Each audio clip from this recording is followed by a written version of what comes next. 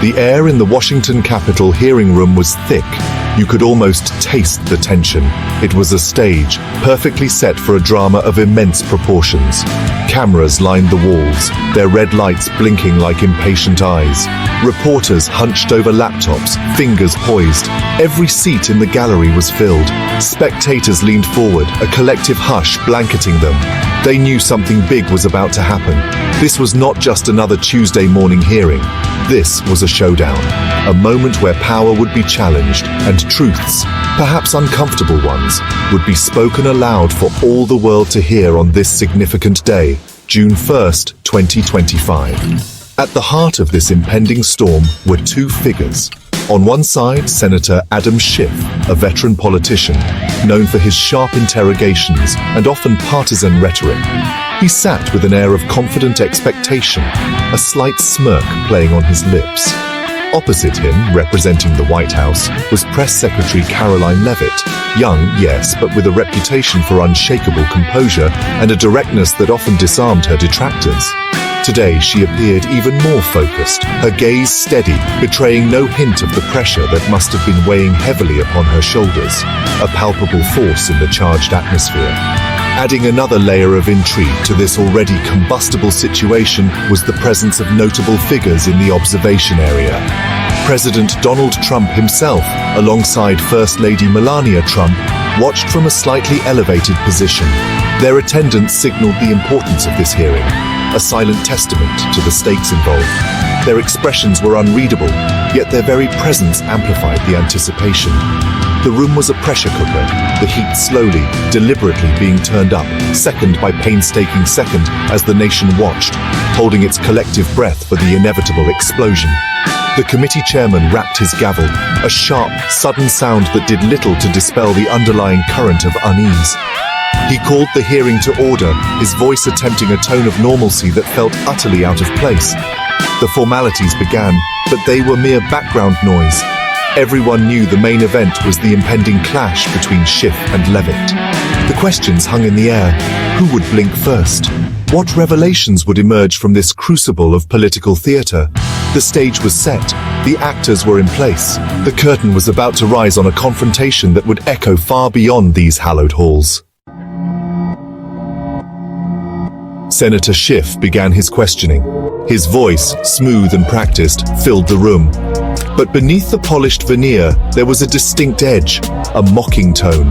He leaned into his microphone, a theatrical gesture. His initial queries were not about policy, not about substance. They were personal. He targeted Karoline Leavitt's youth, his words dripping with condescension.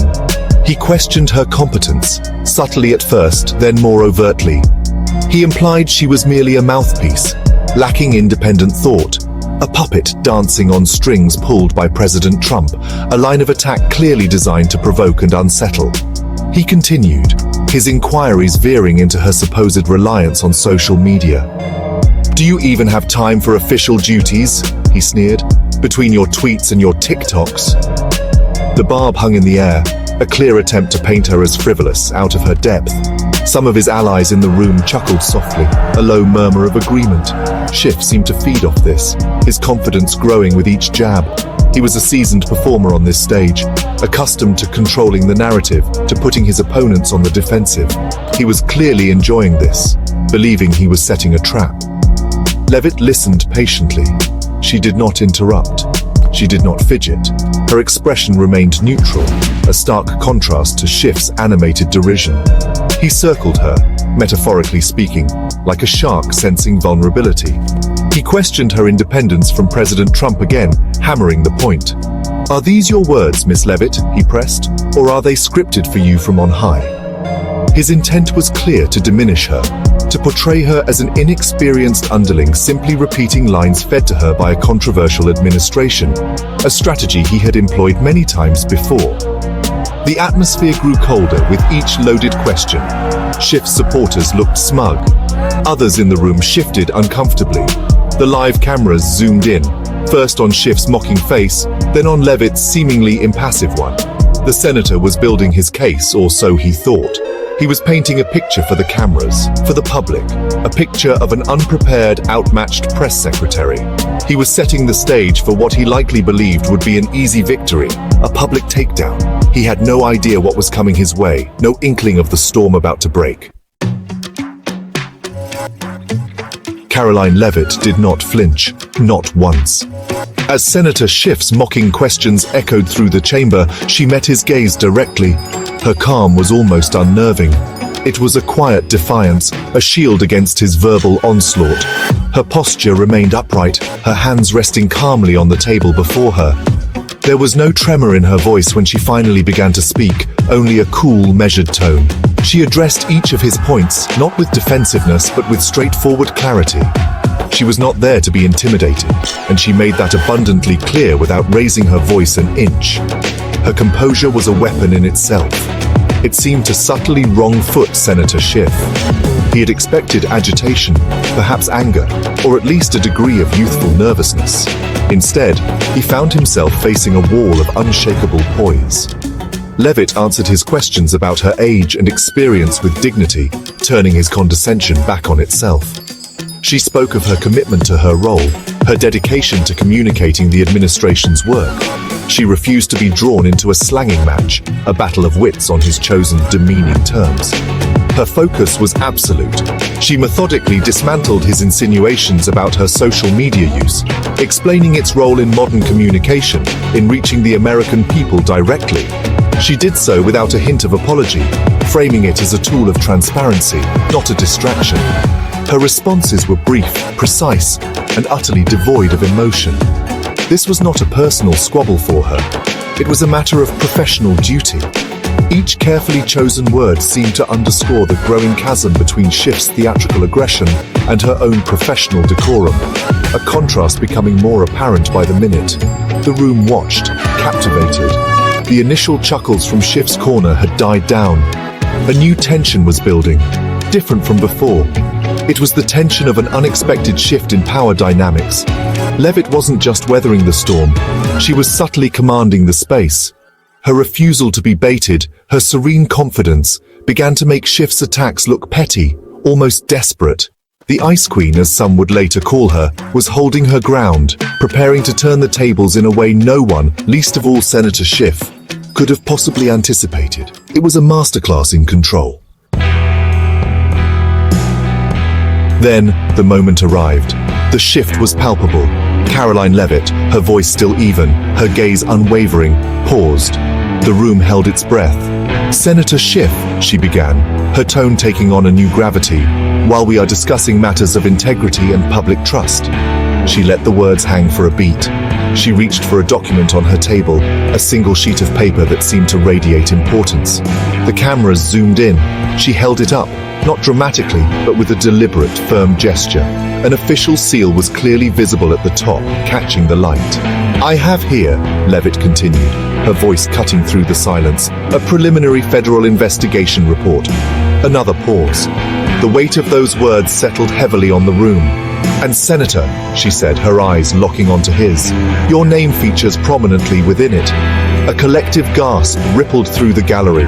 Reporters scribbled furiously. Schiff's smirk vanished, replaced by a flicker of something else. Confusion? Disbelief? Leavitt pressed on, her delivery precise and devastating. "This report details the alleged misuse of $12 million. $12 million in COVID-19 relief funds, Senator." The accusation landed like a physical blow. $12 million. COVID relief funds. The words echoed, stark and damning. The air crackled. Schiff, for the first time, looked genuinely rattled. His face began to lose its color. He started to speak, to stammer something, but Leavitt continued, her voice a steady, relentless indictment. "Funds, Senator, that were meant for struggling families, for small businesses, for frontline workers during a national crisis. Funds that this report suggests may have been diverted." The implication was monstrous, the charge severe. This was no longer about mocking questions or social media habits. This was about an alleged betrayal of public trust on a massive scale. Leavitt had not just deflected Schiff's attacks, she had launched a counter-offensive of stunning proportions. The document in her hand, that single piece of paper, had transformed the entire hearing. It was a bombshell, detonated with cool precision in the heart of the Senate. The initial shockwave was just the beginning. More was clearly to come, and the room waited, stunned into a rare, complete silence. Section 5. The Senator's Stumble, from Confidence to Consternation. Senator Adam Schiff was visibly reeling. The transformation was stark and incredibly swift. Just moments before, he had been the confident interrogator, the master of the room, dispensing condescending barbs with a self-assured smirk. Now, that smirk was gone, replaced by a mask of disbelief that quickly crumbled into something resembling panic. His face, usually animated, was now pale, almost ashen. He opened his mouth, then closed it again, words apparently failing him. The hunter had, in a stunning reversal, become the hunted, caught squarely in the spotlight of a devastating accusation.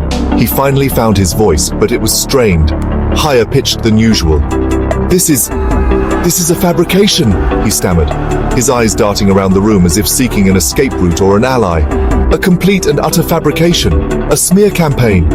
His denial was loud, emphatic, but it lacked the conviction of his earlier pronouncements. It sounded hollow, desperate, against the backdrop of Leavitt's calm, factual delivery. The carefully constructed image of the unflappable, righteous senator was shattering before the nation's eyes, piece by painful piece. The atmosphere in the hearing room had undergone a seismic shift. The taunting amusement that had briefly surfaced among Schiff's supporters had evaporated, replaced by stunned silence and anxious glances. Even his staunchest allies looked deeply uncomfortable. The media representatives were in a frenzy, typing furiously, whispering into microphones, capturing every nuance of Schiff's unraveling. He insisted it was sheer desperation from the White House, a witch hunt designed to silence him. Yet, his protests felt increasingly frantic, his composure visibly deserting him with each passing second.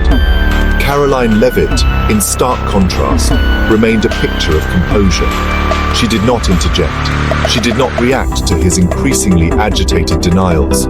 She simply watched him, her expression unchanging, allowing her accusation and his reaction to it to fill the space.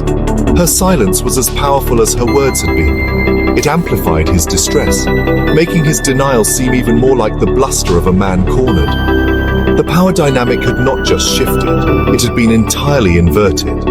The confident inquisitor was now a flustered defendant, his credibility visibly eroding under the weight of the charge. Section 6. The damning dossier. Evidence takes center stage. As Senator Schiff's denials grew more frantic, Karoline Leavitt calmly reached for another item on her table. This was no mere single sheet of paper. It was a thick red folder, its contents clearly substantial. "Senator," she stated, her voice cutting through his flustered protests, "while you call this a fabrication, perhaps these will offer some clarity." She opened the folder. The room leaned in. The revelations were far from over. They were, in fact, just beginning to deepen, promising even more dramatic disclosures from the composed press secretary. With methodical precision, Leavitt began to present further, more detailed evidence. She produced bank transfer receipts, copies projected onto the large screens in the hearing room for all to see. Names, dates, and amounts. She spoke of complex webs of transactions, of COVID relief funds allegedly being funneled into offshore shell accounts, far from the reach of easy scrutiny. Then came another layer to the accusation. "Companies, Senator," Leavitt explained, "that our information suggests were run by members of your own family, hired specifically for these roles." The audacity of the alleged scheme was breathtaking. The red folder, Leavitt explained, contained a wealth of corroborating material. There were more documents, carefully catalogued, timestamps of communications, detailed transfer records tracing the movement of the $12 million, and perhaps most damningly, sworn testimony. Affidavits from former members of Senator Schiff's own staff, individuals who had allegedly witnessed the scheme unfold from the inside. Their words, Leavitt implied, painted a damning picture of a deliberate and calculated effort to funnel emergency relief funds away from those who desperately needed them. A betrayal of the highest order. Schiff was, by this point, beyond speechless. He stared at the screens, at the documents Leavitt presented, his face a mixture of horror and disbelief. The meticulous nature of the evidence being laid out was overwhelming. His denials now sounded utterly empty. The sheer volume of information in that red folder was a silent testament to the seriousness of the investigation. Then, in a moment that would be replayed countless times, Senator Schiff abruptly stood up. He muttered something incoherent, turned and practically bolted from the hearing room, leaving chaos and a stunned committee in his wake. Section 7. The Aftershock. A room, a nation, riveted. The moment Senator Schiff fled the room, the dam of strained silence broke. The hearing chamber erupted into an uproar. Shouts and gasps echoed from the gallery.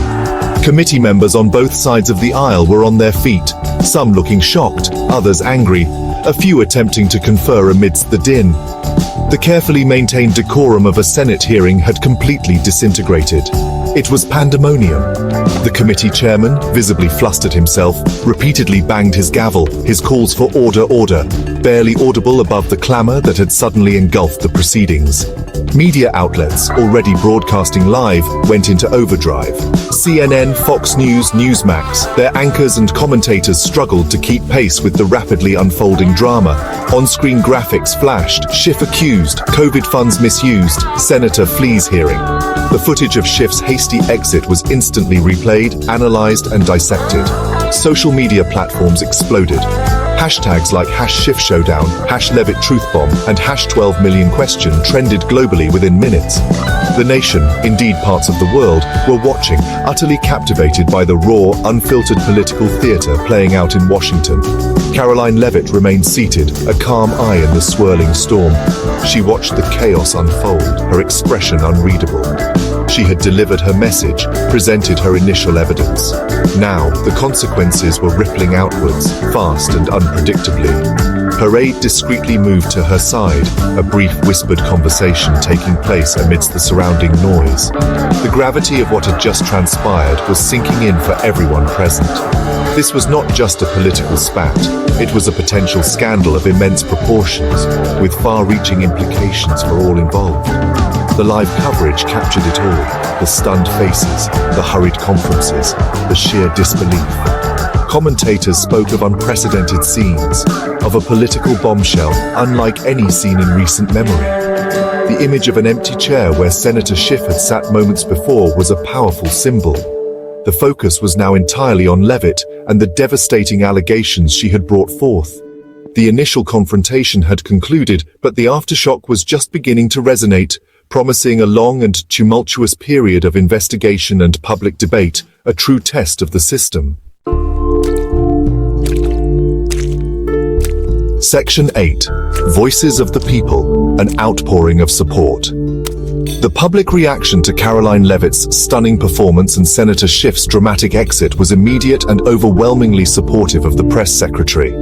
Across the nation, people who had watched the hearing live or were now catching the viral clips expressed a profound sense of admiration for her courage. Many felt she had given voice to a deep-seated frustration with political corruption and a yearning for accountability. Her calm demeanor in the face of Schiff's initial mockery, followed by her devastating, fact-based revelations, resonated powerfully with ordinary Americans from all walks of life. Emotional responses poured in. A mother in Virginia, who had struggled to keep her small business afloat during the pandemic, was reportedly moved to tears, feeling that finally, someone was speaking for those who had suffered, while others allegedly profited.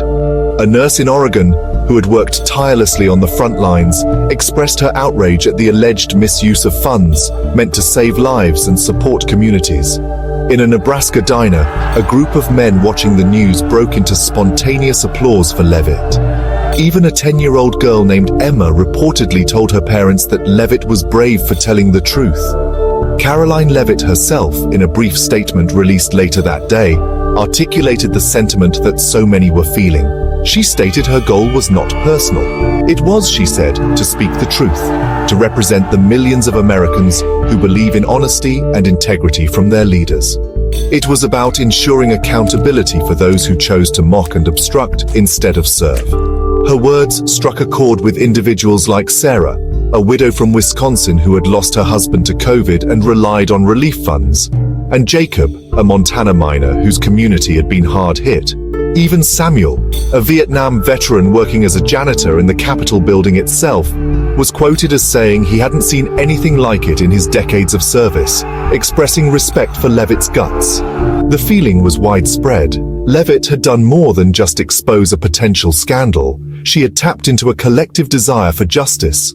Her actions were perceived not as a partisan attack, but as a stand for fundamental principles, a powerful message that no one, regardless of their position, should be above the law or immune from scrutiny when public trust is violated. Section 9. The Dawn of Accountability. Demands for Justice. The immediate aftermath of the hearing saw swift action. An emergency session of the Oversight Committee was convened almost immediately, the sense of urgency palpable among its members. Karoline Leavitt was called back, this time not as a witness under hostile questioning, but as the provider of crucial information. She presented the contents of the thick red folder in more detail, laying out the documents, the transfer records, and the sworn testimonies for the committee's formal review. The evidence, as presented, was compelling and meticulously organized, leaving little room for immediate dismissal.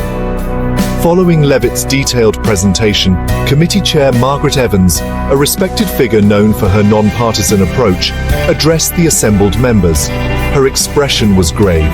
She spoke of the seriousness of the allegations and the profound implications for public trust in their institutions.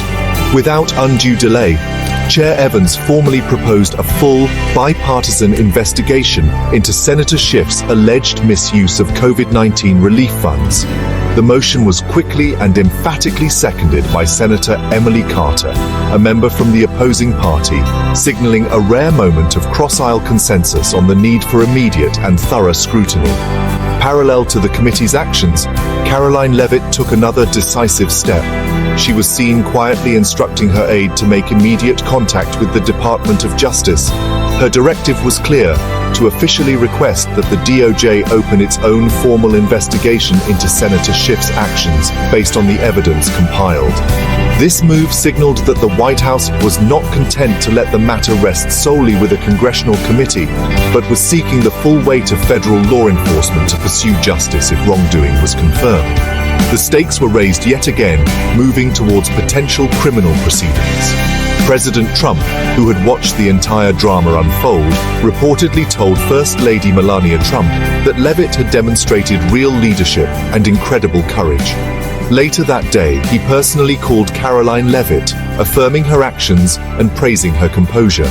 He also, presciently, warned her to brace for retaliation, acknowledging the powerful forces she had confronted. The call for truth and justice, initiated so dramatically by Leavitt, was now echoing through the halls of power, promising that the events of this day were not an end, but the beginning of a long and arduous fight for accountability.